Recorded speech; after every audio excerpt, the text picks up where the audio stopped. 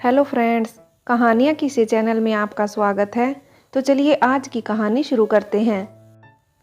Friends, ये कहानी chat story जैसी होगी क्योंकि ऑनलाइन रिश्तों और चैटिंग पर आधारित है। कई लाइनें इंग्लिश में हैं जो मैं आपको हिंदी में सुनाऊंगी। फ्रेंड्स, पिछले भाग में हमने पढ़ा था अंजलि ने धड़कते दिल से मैसेज तो भेज दिया, मगर वो बात करने के ख्याल से बेचैन होने लगी थी। जब काफ़ी देर तक उसका मैसेज नहीं आया तो उसने चैन की सांस ली। वो सोने लगी। आज उसका मन डायरी लिखने का भी नहीं था। वो जैसे ही फ़ोन टेबल पर रखने लगी, फ़ोन में हल्का सा कंपन हुआ जो किसी के मैसेज आने का संकेत था। अंजलि ने बिना ऐप में गए ऊपर से ही मैसेज देखा। हाय, आई एम राहुल। अजीब आदमी है, मैंने कभी इससे नाम पूछा। अभी अपना नाम बता रहा है, कल को मेरा नाम पूछेगा। अंजलि मैसेज को देखकर मन ही मन बड़बड़ा रही थी। तो चलिए फ्रेंड्स, अब आगे शुरू करते हैं। मुझे नहीं करनी कोई बात तुमसे मिस्टर खास। अंजलि ने बिना कोई जवाब दिए फ़ोन रख दिया, मगर अब उसे नींद नहीं आ रही थी। वो बार बार करवट बदल रही थी। हर बार उसे समीर की नींद खुल जाने का डर सता रहा था। अंजलि ने आंखें बंद की, महादेव का नाम जपते जपते सो गई। सुबह 5 बजे के अलार्म से अंजलि की आंख खुली। उसने जल्दी से अलार्म बंद किया। अंजलि फ़ोन रखकर बाहर जाने वाली थी, तभी कुछ मैसेज पर उसका ध्यान गया। प्लीज़ आप मुझे गलत ना समझे, मैं किसी को यूँ मैसेज नहीं करता। बस आपके कमेंट से ऐसा लगा जैसे आपने मेरे शब्दों को दिल से महसूस किया है, इसलिए आपको थैंक यू कहना था। पर फिर भी मेरे इस तरह मैसेज से बुरा लगा हो तो माफ़ी चाहूँगा आपसे। अंजलि ने मैसेज को 2-3 बार पढ़ा। शायद मैंने ही कुछ ज़्यादा सोच लिया था, अंजलि ने खुद से कहा। फिर उसकी अंगुलियां मैसेज टाइप करने लगी। तू ये क्या कर रही है पागल? अंजलि के मन से आवाज़ आई। उसे क्या लगेगा, तू सुबह उठते ही फ़ोन चलाने बैठ गई। दिन में आराम से मैसेज कर देना। वैसे भी कौन सा वो दोस्त है जिसे तुरंत जवाब देना ज़रूरी है। मन में सोचती अंजलि ने मैसेज डिलीट कर दिया। फिर वो सुबह के रोज़मर्रा के काम निपटाने लगी। आज फिर वही हुआ। सास के ताने, समीर का उखड़े मूड के साथ ऑफिस जाना। अंजलि जितना खुद को संभाल रही थी उतना अंदर से कमज़ोर होती जा रही थी।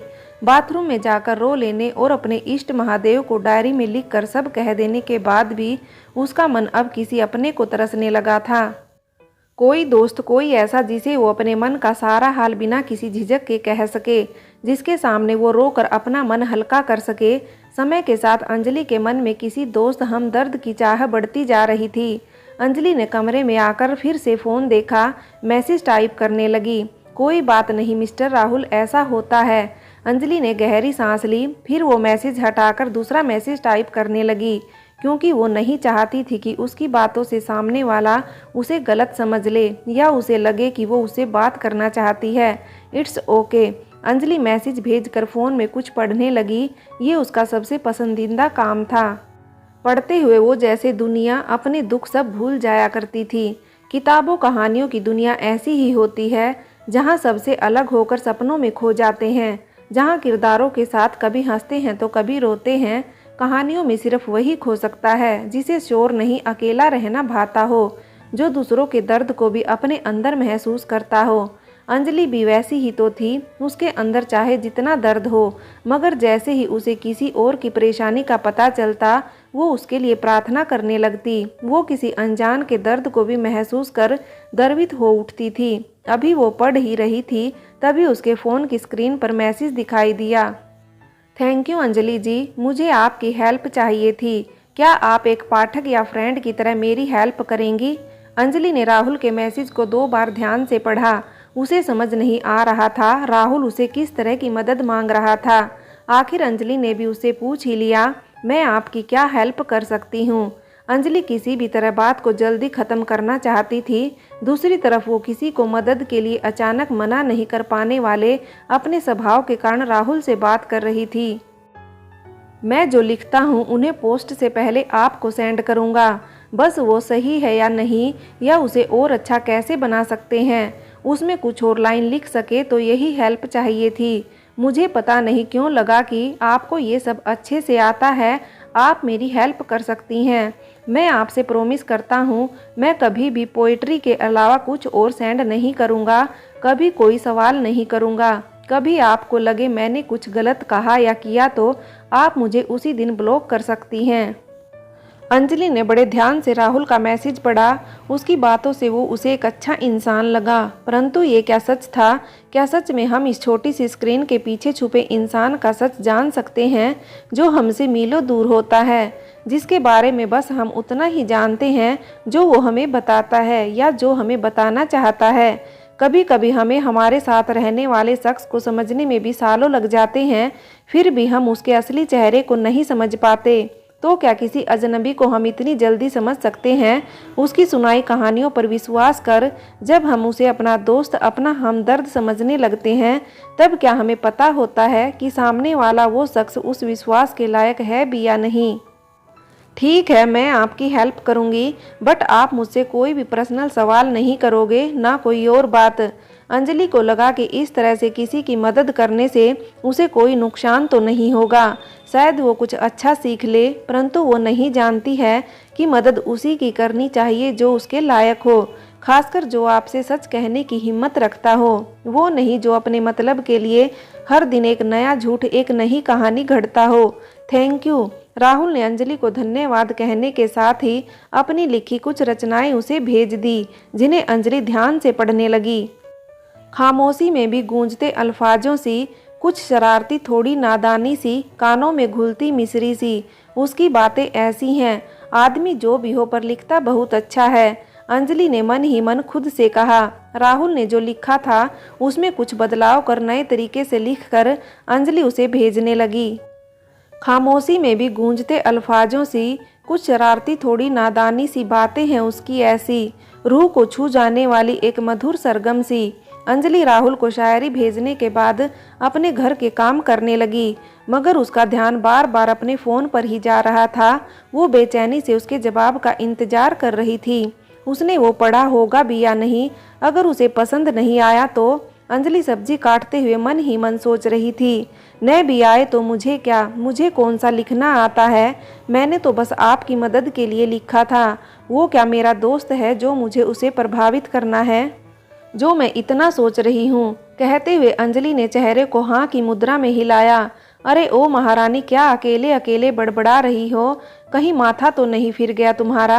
अंजलि ने आंखें हटाकर देखा तो बगल में उसकी सासू जी खड़ी थी। अंजलि ने अपनी सासू माँ को देखा, गोल गोल चेहरा, उस पर छोटी सी लाल बिंदी, मांग में हल्का सा सिंदूर, नीले रंग की सादी साड़ी जिसे उन्होंने बहुत करीने से पहना था, थोड़ी लंबी और अच्छी सेहत वाली। अंजलि की सासू माँ को देखकर कोई नहीं कह सकता था कि वो अपनी बहू से ऊंची आवाज में भी बात करती होगी। वो तो लोगों के सामने भी ताने शहद में लपेट कर मारती कि सामने वाला उसे अंजलि की तारीफ ही समझता। अंजलि की सास जबान की बहुत मीठी थी, मानो दुनिया की सारी मिठास उनके अंदर हो। मन इतना कड़वा जैसे करेला और नीम एक साथ घोल कर घुट्टी दे दी गई हो। उनके अंदर का ये गुण अंजलि बहुत अच्छे से जान गई थी, परंतु वो किसी को कुछ कह नहीं पाई थी। ससुर जी बस अपने काम और दोस्तों से ही मतलब रखते थे, उन्हें घर की किसी बात से कोई मतलब नहीं था। वो या दुकान चले जाते या अपने दोस्तों संग पार्क में, कभी कभी भजन कीर्तन में पूरा दिन निकाल लेते थे। अंजलि के पति भी सुबह से दुकान चले जाते और देर से आते। बचते अंजलि और उसकी सास। जिस दिन सासू माँ को अपनी सहेलियों का संग नहीं मिलता, उस दिन वो अपना सारा प्रेम अंजलि को मीठे ताने देने में लुटा देती। अंजलि बिना कुछ कहे उनकी हर बात सुनती रहती, क्योंकि वो जानती थी उसके चुप रहने पर सासू माँ भी ज़्यादा देर तक नहीं बोल पाएगी। फिर वो मन मारकर अपना मनोरंजन करने किसी पड़ोसी के यहाँ चली जाती। ऐसे में अंजलि शांति से अपने काम कर लेती, परंतु इस समय सासू जी घर में ही थी। और अंजलि ने जब आखिरी लाइन मन में कहते हुए जब चेहरे को हिलाकर खुद से हाँ कहा था, तभी सासू जी का रसोई घर में आना हुआ। उन्होंने अंजलि को इस कृत्य को देखकर कुछ और ही समझ लिया था। अंजलि ने अपनी सास को देखा, फिर नजरें नीची कर ली। सुधा जी अपनी अनुभवी पैनी नजरों से अंजलि के अंदर चल रही कश्मकश को समझने का प्रयास कर रही थी। आपको कुछ चाहिए था माँ? अंजलि ने बड़ी मुश्किल से कहा। वो थोड़ा आगे आकर सुधा के सामने खड़ी हो गई, अपने एक हाथ को पल्लू में छिपाने का प्रयास करने लगी। तेरे लिए थोड़ी अच्छी याददाश्त चाहिए थी। जी क्यों? सुधा जी की बात सुनकर अंजलि के मुंह से सवाल फिसल कर निकल ही गया। अंजलि ने तुरंत दांतों तले जबान दबा ली। सुधा जी ने एक पल को अंजलि को घूर कर देखा। मेरे लिए आज तूने शाम की चाय नहीं बनाई? प्रत्येक दिन तो एक आवाज़ में दौड़ कर आ जाती है। आज इतनी आवाज़ देने के बाद भी जब तूने नहीं सुना तो मुझे रसोई में आना पड़ा। सुधा जी अंजलि के करीब आते हुए बोली।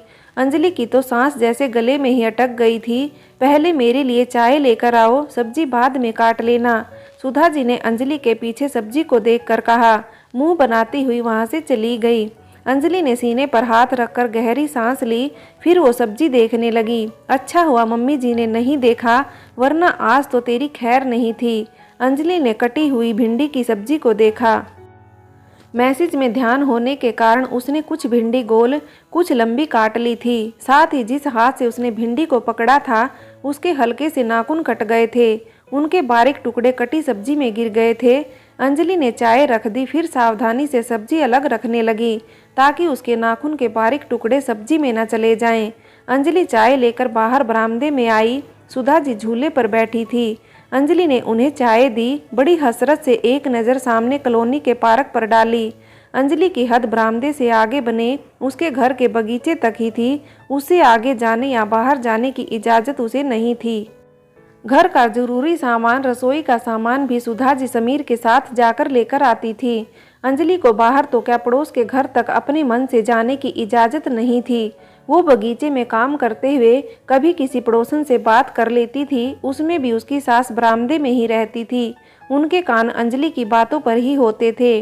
अंजलि जब चाय देकर रसोई में वापस जा रही थी तब कमरे के सामने से गुजरते हुए फिर से राहुल के मैसेज का ख्याल आया। अंजलि ने कमरे में सामने चार्जिंग पर लगे फ़ोन को देखा, फिर सिर झटककर आगे बढ़ गई।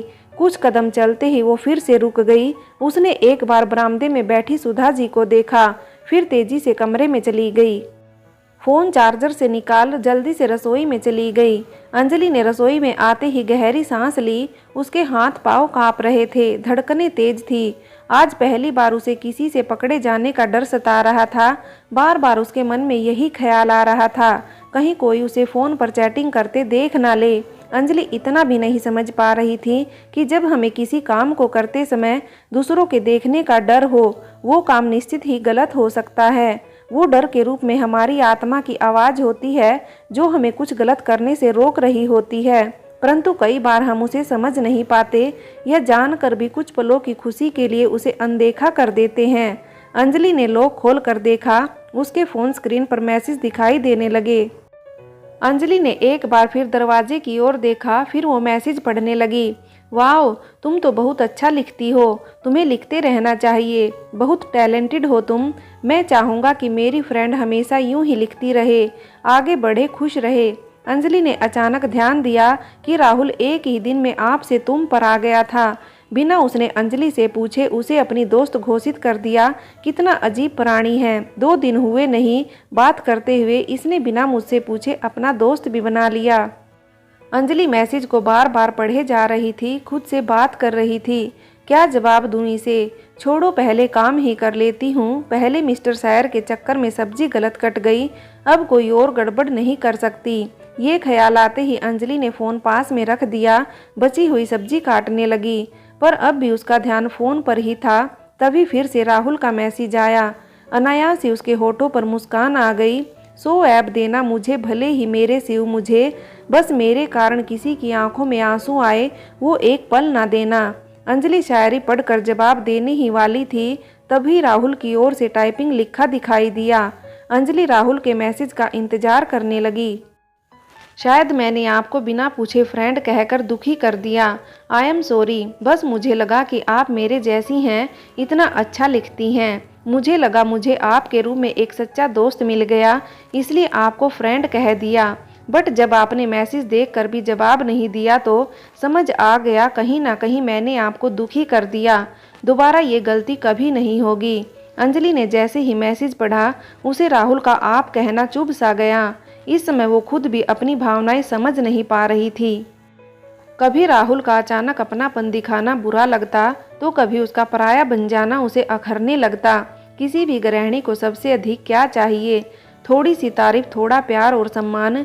जब घर में ना मिले तो खुद को ही कमज़ोर समझने लगती है, परंतु जब कोई बाहर वाला उसे वो सम्मान दे, उसे खास महसूस करवाए, तो वो उसे अपना समझने लगती है। अंजलि की भी तो यही हालत थी। समीर और अपने सास के ताने सुनकर वो तो ये ही भूल गई थी कि उसके अंदर भी गुण हैं। अब तक वो खुद को कमजोर, हमेशा गलती करने वाली स्त्री के रूप में देखती आई थी। राहुल से बात कर उसे पहली बार अपने अंदर कोई दोष नहीं बल्कि अच्छी बात दिखाई दी। ऐसी कोई बात नहीं है, खाना बना रही थी। सासू जी को जल्दी खाने की आदत है ना, इसलिए। अंजलि अब सब्जी भी काट रही थी, राहुल से बात भी कर रही थी। साथ ही उसने राहुल को मैसेज में अपने शादीशुदा होने का इशारा भी दे दिया था ताकि वो उसे लेकर आगे कुछ और ना सोच ले। हमारे देश की नारी अगर अपने दिमाग का इस्तेमाल जब करती है तो वो किसी को पीछे छोड़ सकती है। वो एक हाथ से खाना भी बना ले, दूसरे हाथ से फ़ोन पर चैटिंग भी। रसोई में खीर बनाते हुए भी हलवा बनाने की विधि पूरे फ़ोन पर बता दे। इतने में भी अपने पड़ोस की हर खबर रख लेती है। औरत को यूं ही नहीं दुर्गा कहा गया, समय आने पर वो 2 हाथों से भी 10 काम कर लेती है। फ्रेंड्स, आगे की कहानी के लिए कहानी का भाग 3 देखें।